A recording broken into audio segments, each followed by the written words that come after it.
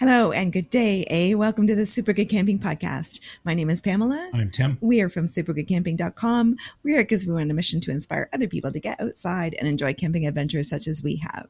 Today, we want to talk about Ontario's top 10 invasive species and what you can do as outdoors people to try to help prevent or repair the damage. First off, we've got some aquatic species. So zebra mussels are number one on the list. They're small freshwater mollusks, which are not the yummy kind of mollusks. They're just the destructive kind of mollusks that attach to hard surfaces, and they filter large amounts of water, disrupting food supplies for other species. Next is the round goby.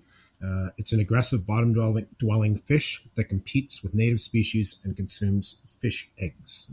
Not the caviar kind. Probably not. I don't think we have caviar in the Great Lakes. Invasive phragmites, which is the common reed, is a tall wetland grass that forms dense colonies and crowds out native wetland plants. Eurasian water milfoil. Am I doing that right? I think so. All right. Submerged aquatic plant that forms dense mats. Oh, yeah. I know what we're talking about. It impedes water recreation and fish habitat. Yeah, and then we've got some forest or terrestrial species, not extraterrestrial, but terrestrial. Emerald ash borer is an invasive beetle from Asia, first discovered in Ontario in 2002, that has killed millions of ash trees by tunneling through their vascular systems. From what I recall about ash trees is they are very connected and underneath the ground, like what you see as a big forest or stand of ash trees might actually be all one organism. Yeah. And the other bad one. So we had an ash tree out front. Had past tense. They called it, I guess, is the right term. They sometimes have to be cut just so that they don't. Safe. So we could limit the spread because that's terrible now. Now, my brother had two, and they had to cut down a big, beautiful one in their backyard. Yeah, it makes for less ash wood for Corey and Maria to make paddles out of. Just saying. Asian longhorned beetle attacks hardwood trees, including maples, poplars, birches, and willows. I think that's what they had to cut a bunch down at Killbear for. Don't hold me to it. We'd been there before that, and then shortly after we were there, we saw pictures of like entire parking lots stacked to the roof, but huge stacks of just hundreds and hundreds of trees, maybe even thousands of trees. I don't know, just crazy. Actually, Thomas and I saw. Oh, we're going back maybe half a dozen years on a trip to Algonquin. We saw Asian longhorns. Oh, we also saw some in Killarney, which is just terrible. Garlic mustard, which sounds delicious, but I think it's not such a good plant. It's an herbaceous plant that threatens hardwood forests and impacts native wildflowers like white trillium, which is our beautiful provincial flower in Ontario. Number 8, purple loosestrife. It's a wetland plant that displaces native vegetation in marshes and wetlands. And I have to recall my father being very concerned about purple loosestrife, and it's got to be 40 years ago now. Yeah. Buckthorn is a shrub that forms dense thickets in forests and displaces native understory plants, so anything that's underneath the canopy. Here's a nasty sounding one. Dog strangling vine. Yeah, and keep your dog safe. Jeez. Climbing vine that threatens monarch butterfly habitat and native plant communities. So in general, as far as trying to prevent this happening, prevention, I guess a naturopathic doctor, prevention is always the goal. So general prevention is keep things clean and drain and dry. So if you're using a boat or a trailer or fishing equipment, when you're moving between bodies of water, make sure that there's nothing attached, like especially the zebra mussels attached to the bottom of your boat, and drain it if there's liquid in there, and making sure that your fishing equipment is also not transporting either vegetation or zebra mussels or something from one body of water to another.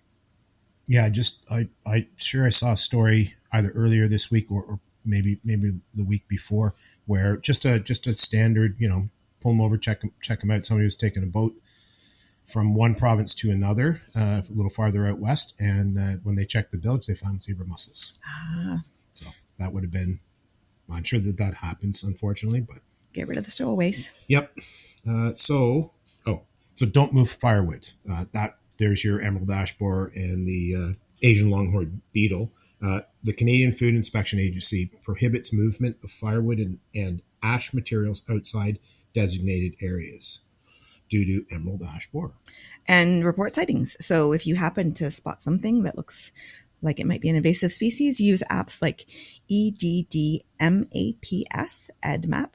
Ontario, or contact local conservation authorities to report new invasive species. I'm pretty sure, I can't think of what the app is, but I'm pretty sure I've got one that will identify native Ontario species.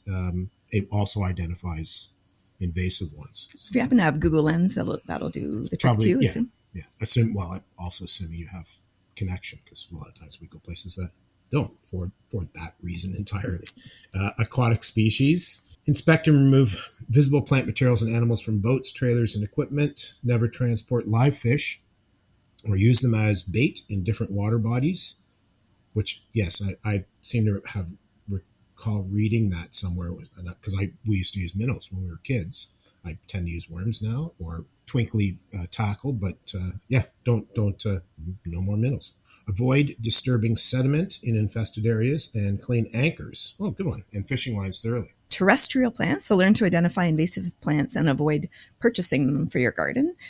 Clean your hiking boots, vehicles, and equipment when moving between natural areas, because seeds might be stuck in the mud on your bottom of your boots, and then you're moving the seeds around.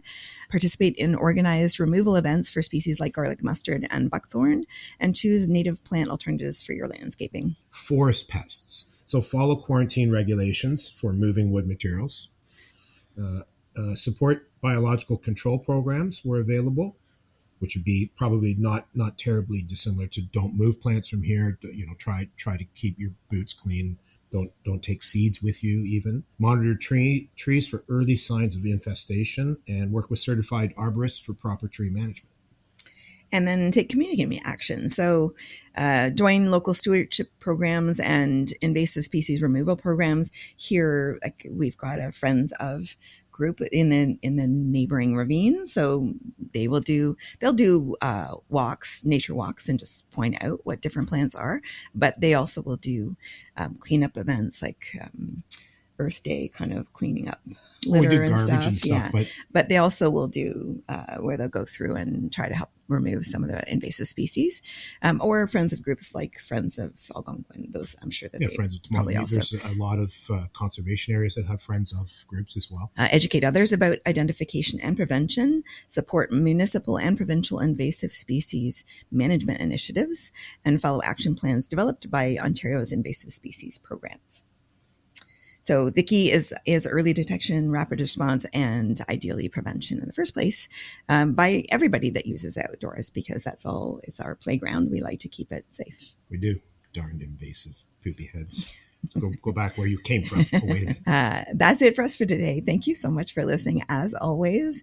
If you would like to connect with us, we're on all the social media, and you can always email us. We are at hi@supergoodcamping.com. That's hi@supergoodcamping.com. If you have any questions, feedback, concerns, and or if you have some ideas of things you'd like us to talk about. We'll talk to you again soon. Bye. Bye.